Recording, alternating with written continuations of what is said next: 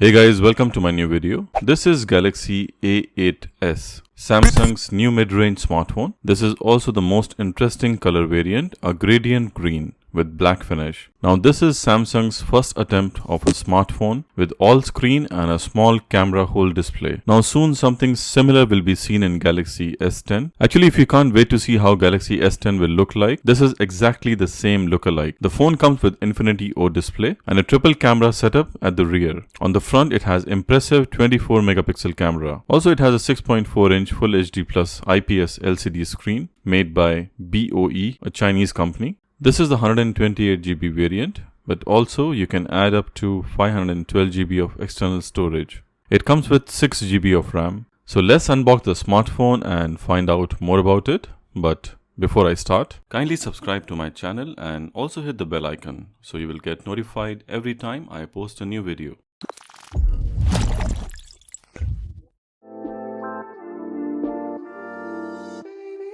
Now this is the smartphone. Let's keep it aside and check the accessories it comes with. The phone comes with the 9V quick charge 2 adapter, something similar we got in Galaxy Note 5. It does not come with 12V quick charge 4 adapter, a USB Type-C port and a pair of earphones with remote functionality. This is the smartphone. I must say that I have never unboxed any smartphone with such a unique color. Now let's unwrap the smartphone and see it more precisely.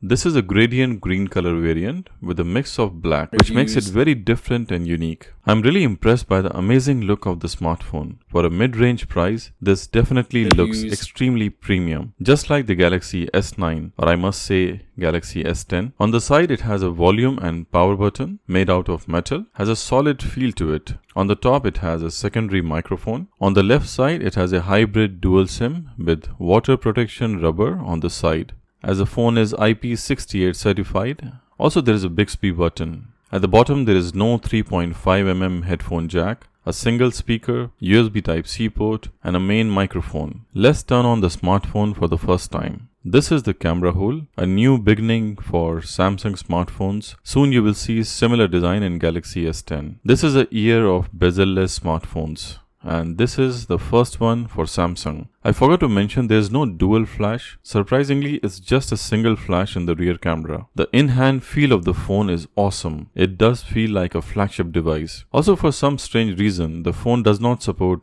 wireless charging. The smartphone also comes in blue and grey gradient colors. Now let's finish the setup. Samsung has given multiple language options, which is good.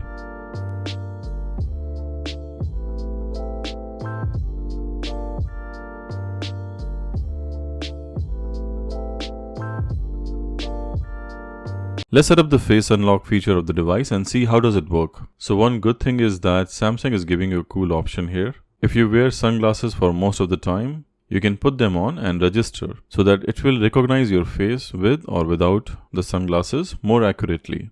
I think it's a good feature because usually the face unlock always struggles when you're wearing sunglasses. Setting up the face unlock was quite fast. Now setup is done and here is the new home screen with Samsung's new wallpaper. Actually it looks quite cool. Did you hear that? Yeah, here's the classic Samsung tone. The display of this device is not like Samsung's flagship devices, but still a decent one. In fact, quite good. It is done by Chinese manufacturer BOE. At the moment it's a leading manufacturer and competing with LG's panels for LCD and LED TV. But one thing is there with the AMOLED screen that even if you have an older Samsung flagship like a Note 5 with the AMOLED display, it still has a better display than this one because this is an IPS display. Now let's just compare it with Redmi Note 7 display, which is also IPS 1080p+, and see which one has better quality. Let's just increase the brightness to maximum in both the devices. Also you can click over here to see my Redmi Note 7 unboxing and color comparison video. The whites look slightly better in Samsung display and it's more brighter. The viewing angles are good in both.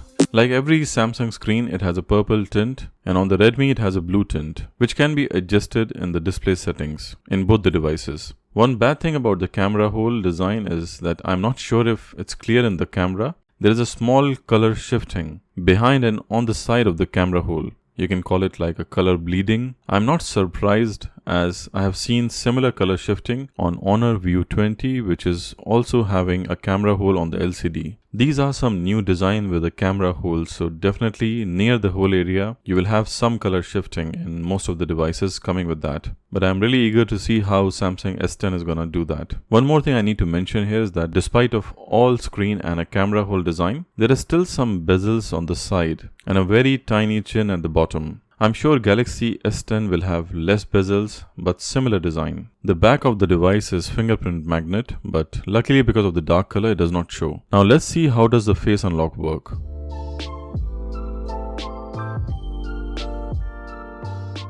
It is not that impressive. For some reason there is a small delay. Let's try again. Let's compare it with Redmi Note 7 face unlock.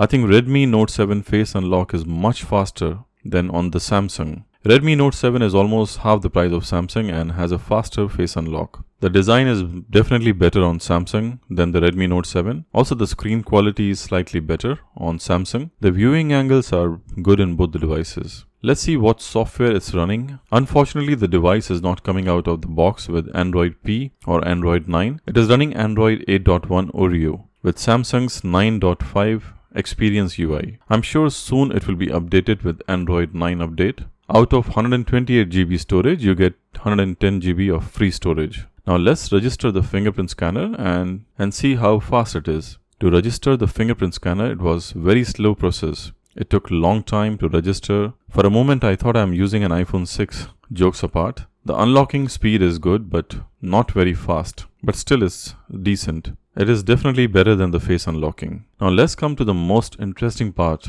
the camera. On the rear it has triple camera setup with the main 24 megapixel shooter plus 10 megapixel telephoto and a 5 megapixel depth sensor.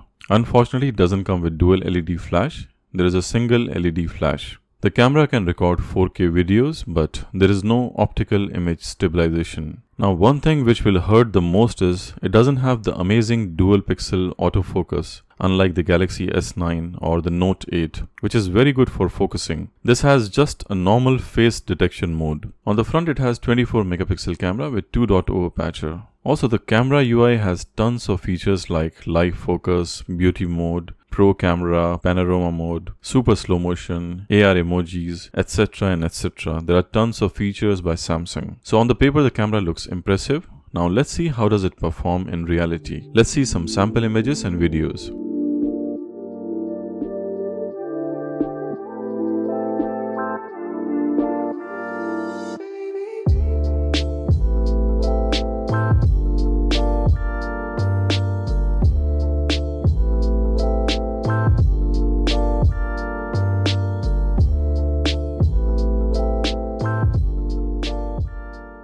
The camera is good. Pictures came nice with a lot of details, especially the front camera is extremely impressive. There are a lot of details in the pictures and the pictures were quite sharp with good colors.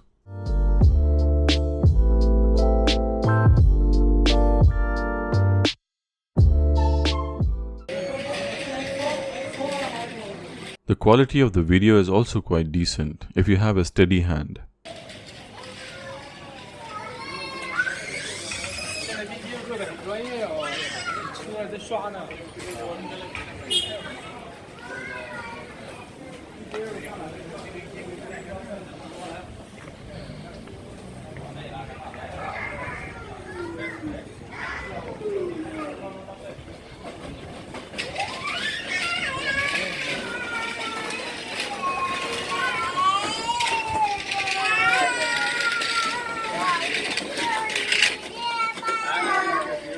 Now, very important question, can it play PUBG? Yes, with a decent frame rate and it has a very good GPU. Now, unfortunately, it doesn't come with the One UI update. The performance should be fine considering it has a Snapdragon 710 processor. But for some reason, the Samsung UI looks quite heavy on this smartphone. The phone has a 3400 mAh battery. In my small testing, it looks impressive. I think it can easily last for 1 day of battery life, easily. So it's raining quality mid-range smartphones this year. I have also Redmi Note 7 on the right Very impressive smartphone for its price. In terms of the size, both are quite similar. Now Redmi Note 7 looks quite good, but Samsung definitely has an edge and definitely looks more premium between the two. From the front also, Samsung has an edge in terms of the screen size and almost no bezels at all. Now display is good on both, but Samsung has more brighter display and slightly better than Redmi.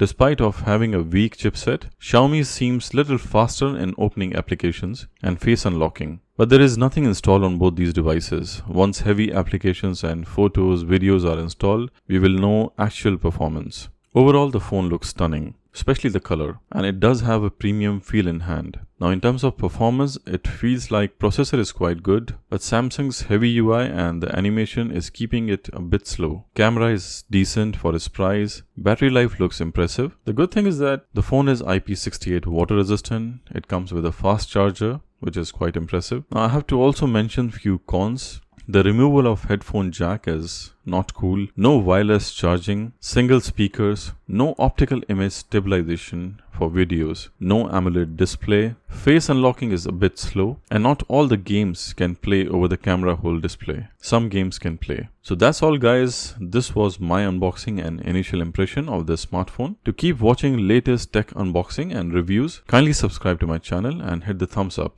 See you soon in my next video. Till then, goodbye and peace out. I hope you enjoyed the video. If you like the video, kindly hit the thumbs up and subscribe to my channel. I will really appreciate that.